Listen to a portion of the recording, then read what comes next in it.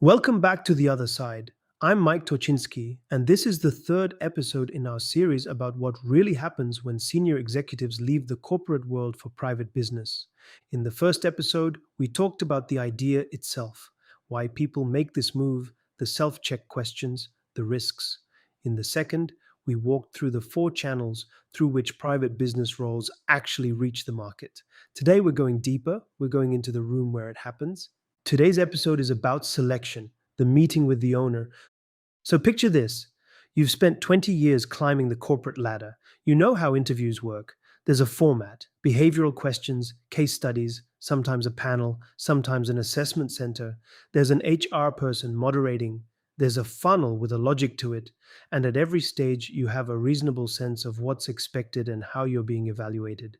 You can read Glassdoor, find out which questions get asked, rehearse your answers. Many people do exactly that, and it works. And then you walk into a meeting with the owner of a private business, and none of it applies. There's no fixed format, no list of questions, no scoring matrix. The meeting might take place in his office, at a restaurant, or in his car on the way to a site visit. It might last 40 minutes. It might last 4 hours. He might fire 10 questions at you in a row, or he might spend 90 minutes talking about his business and watching how you react. This is not an interview in any conventional sense. It's an introduction. And at the end of it, he's going to decide whether he wants to work with you. That decision will be largely intuitive.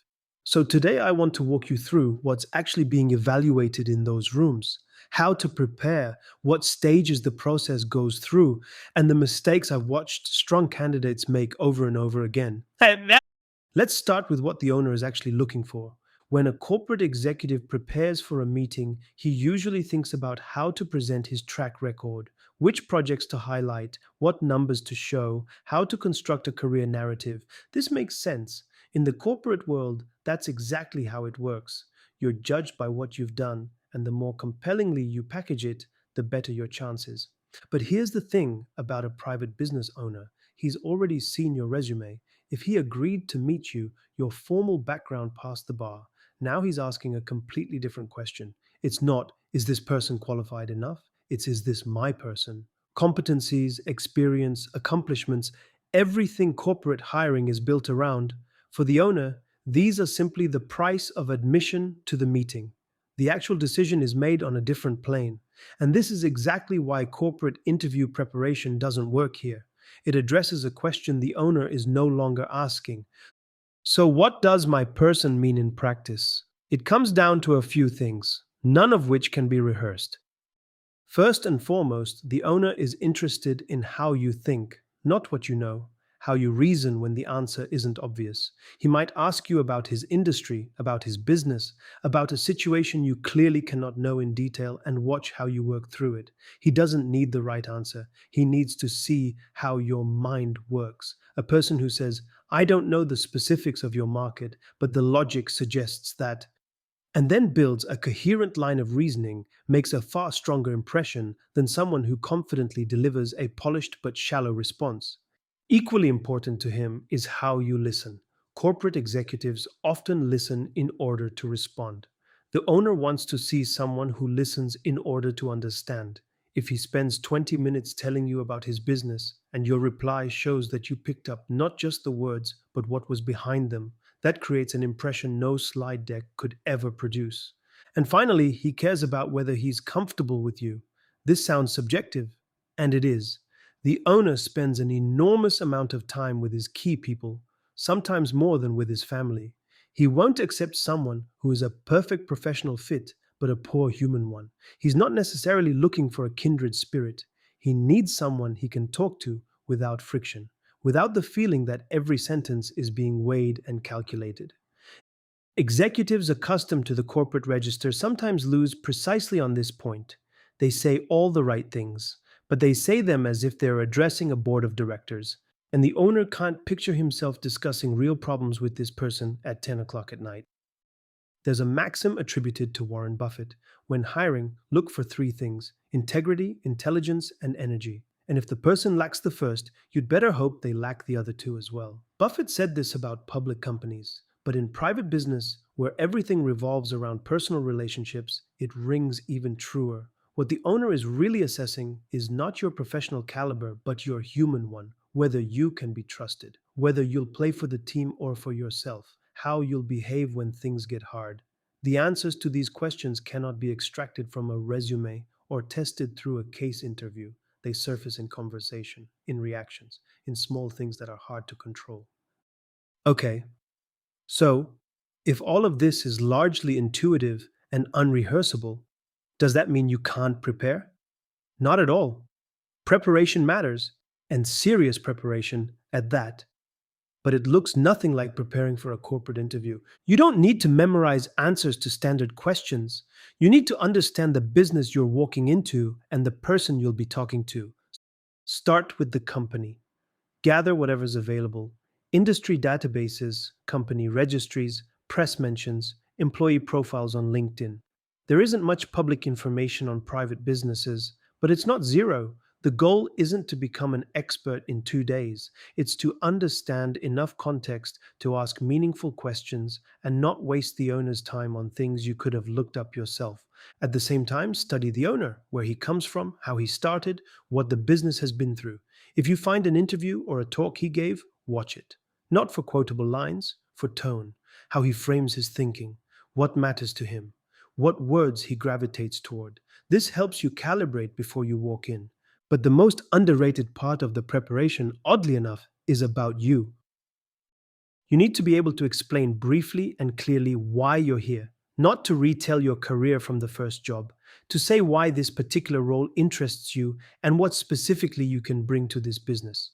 Owners value people who know what they want. A vague, "I'm looking for an interesting challenge" doesn't cut it. Everyone says that. But I've spent 15 years building operations in fast growing companies, and I'm curious to try that in a different type of business.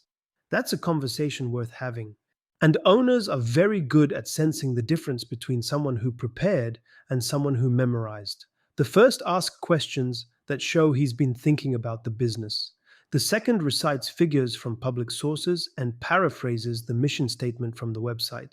The first gets invited back, the second does not. So, you've prepared, you walk in, what happens next? It almost never ends with a single meeting. The typical scenario runs from 2 to 5 meetings spread over a period of several weeks to several months.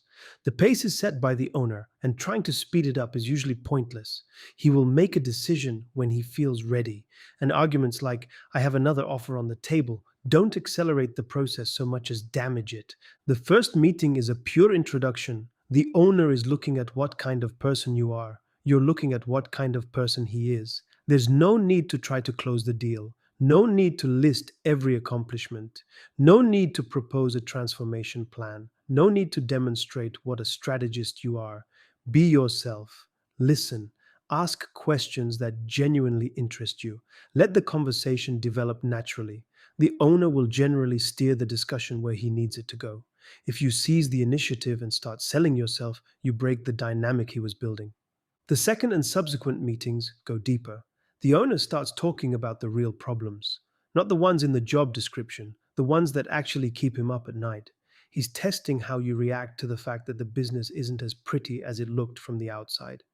There's an important nuance here. The person who immediately starts offering solutions in response to a problem description often loses to the one who asks clarifying questions, because the owner knows there are no quick fixes, and anyone who figured it all out in 20 minutes probably figured out nothing at all. And then there's a separate stage that catches corporate people completely off guard: the informal meeting. Dinner at a restaurant, a trip to a facility, a social event, sometimes just a long walk. The practice is old and universal. Mark Zuckerberg is known to take key candidates on walks through the woods. Steve Jobs would court the right person for a year and a half before they agreed to join. Private business owners do the same thing, only without any grand philosophy. They simply take you out of the office into a setting where there are no professional guardrails. I'll give you two examples. One owner I know always asks the candidate to pick the restaurant, and then he watches what they choose. Are they trying to impress with an expensive place, or do they suggest somewhere practical where it's easy to talk? Another one, and I've heard this story more than once, arrives at the restaurant early and asks the staff to deliberately mix up the candidate's order. because he wants to see how the person reacts to a minor annoyance they cannot control. You can be skeptical about such tactics, but there's real logic behind them. A person who is polite to the waiter is polite to their subordinates. A person who handles a mixed up order calmly will handle it calmly when something in the business goes sideways. A formal interview reveals none of this because in a formal interview, everyone is performing. The owner creates a situation where you stop being a candidate and become yourself. That's the moment that matters most to him. Sometimes the owner will introduce you to someone from his inner circle, a partner, his wife, an old friend, a key employee. This is not a formal interview round. It's not a competency check. It's a screening through people he trusts. Their job is to tell him afterward what they think of you as a person. These introductions are worth taking seriously, but without trying to impress.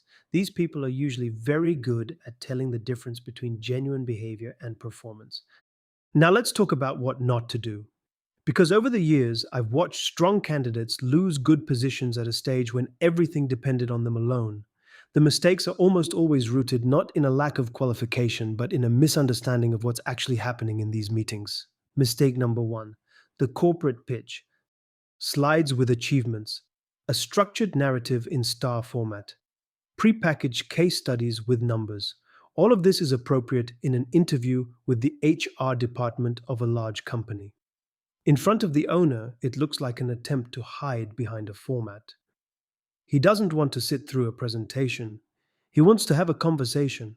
If you can't talk about your experience in plain language, without slides and rehearsed formulations, that's a red flag for him. Mistake number two: trying to show you've already figured everything out. A candidate walks into the first meeting and says, "I've studied your business, I see three core problems, here's my plan." What the owner hears is, "This person took 2 days to crack what I've been building for 20 years. The reaction is predictable, and it isn't in the candidate's favor. Showing that you prepared is necessary. Showing that you already have the answers is harmful, and the line between the two is thinner than it seems." Mistake number three: bringing up money in the first meeting. In the corporate world, discussing compensation early on is considered normal. Why waste time if the range doesn't match? In private business, raising the subject of money before the owner gets to it himself is read differently. For the owner, it signals priorities. If the first thing you want to know is how much the job pays, you're here for the money, not the work. This may be an unfair interpretation, but it's a common one, and you have to account for it. Compensation gets discussed once both sides already know they want to work together. We'll cover this in detail in a separate episode of this series. Mistake number four: passivity. The opposite mistake. The candidate shows up and waits for the owner to run the interview, to ask the questions, set the agenda, steer the conversation. Some owners do exactly that, but many take a different approach. They start with an open ended conversation and see what you do with it. If you sit quietly for 20 minutes without asking a single question, he'll conclude that you're either uninterested or have nothing to say. The questions you ask tell him as much about you as your answers do, and he knows it. Mistake number five: criticizing the predecessor. Sometimes the owner baits you himself. He tells you the previous director didn't work out and clearly expects a reaction. The temptation is obvious. Explain how you would have done things differently and draw a contrast. But people who speak badly of those who came before them make owners uneasy. If he hired the previous executive himself, your criticism is an indirect hit on his own judgment. Better to focus on what you can do, not on what someone else failed to do. Now, and this is something candidates often miss, the meeting goes both ways. In the previous episode, I talked about due diligence and how to assess a company before accepting an offer. Here, I want to say something different. The selection process isn't just the owner evaluating you, it's also you evaluating the owner. And the information you gather in these meetings is more valuable than anything you can learn from outside sources, because you're seeing the person firsthand. Watch how he handles the conversation, whether he interrupts, whether he actually listens to your answers, or is thinking about something else while you talk, how he reacts when you disagree on something, with curiosity or with irritation, how he treats his phone during the meeting. If he takes 3 calls in an hour without apologizing, that's not rudeness. That's his style. and it's a style you'll have to live with every day. Pay close attention to what he says about previous executives. If everyone who came before you turned out to be the wrong person, the problem most likely wasn't them. If he speaks of those who left with respect, even when the parting was difficult, that's a good sign. It means he's capable of seeing people, not as functions. Consistency matters too. If in the second meeting he says things that contradict what he said in the first and doesn't seem to notice, that's not an accident, that's a pattern. The inconsistency you observe during the courtship phase will be considerably more pronounced once you're working together. The same goes for the process itself. If there are weeks of silence between meetings, if he reschedules 3 times, if the recruiter cannot get any feedback from him, all of this tells you what your daily working life with this person will look like. The hiring process is, in essence, a model of the future relationship, a smaller scale replica of what's to come. A quick word about recruiters. If you're working with one, the selection stage is where they're most useful. A good recruiter will prepare you for the meeting, who the owner is, how he usually runs first conversations, what topics matter to him, what to avoid. After the meeting, they can pass along feedback the owner would never give you directly. He liked you, but he felt you were too formal. Or, he's interested, but he's not sure you can keep up with his pace. Without a recruiter, you'd simply never learn any of this because the owner won't explain his reservations. He'll just not call back. And the recruiter can be useful in the other direction too. I've seen more than a few cases where an owner said too corporate after the first meeting, then changed his mind after a conversation with the recruiter, and ended up hiring that very person. One more thing before we wrap up, and it's something candidates often overlook when they're focused on making a good impression. While the selection is ongoing, you should be gathering information for the decision you'll need to make when the offer comes. Because if you reach the offer stage without having sorted out the key questions, you'll face two bad options: accept the offer blindly, or start asking questions that at this point will look like either bargaining or doubt. By the time you receive an offer, you should have a clear picture: what the real situation in the business is, what's expected of you in the first year, who else is involved in running the company, what happened to your predecessor and why? Not all of these questions can be asked directly. Not all answers will be complete, but the information needs to be collected along the way, not after the offer is on the table. An owner who is serious about hiring understands this and is willing to answer. An owner who deflects, makes jokes, or promises we'll sort all that out later warrants caution. Buffett once observed that marrying someone with the intention of changing them is madness, and hiring someone with the same intention is exactly the same kind of madness. This works both ways. If during the selection process you see things in the owner that bother you, and you convince yourself that it'll be different once I'm working there, or I'll be able to influence that, you're almost certainly wrong. How the owner behaves when you ask uncomfortable questions now is the best predictor of how he'll behave when you ask uncomfortable questions 6 months in.